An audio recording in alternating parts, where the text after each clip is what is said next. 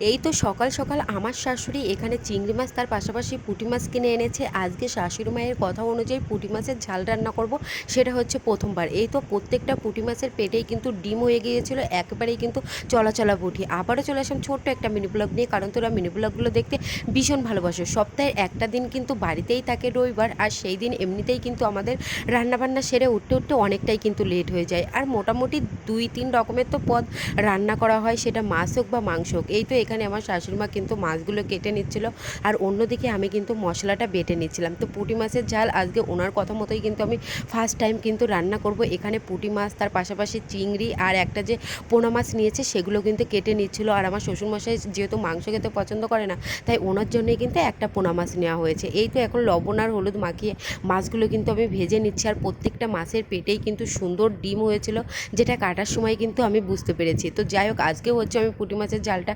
প্রথমবার কিন্তু ট্রাই করব। এর আগে রান্না করেছে আমার শাশুড়ি মা, কিন্তু কখনোই কিন্তু আমি খাইনি। এই তো এখানে মাছগুলো কিন্তু একেবারেই কিন্তু আমি কড়া করে লাল লাল করে কিন্তু ভেজে নিচ্ছি।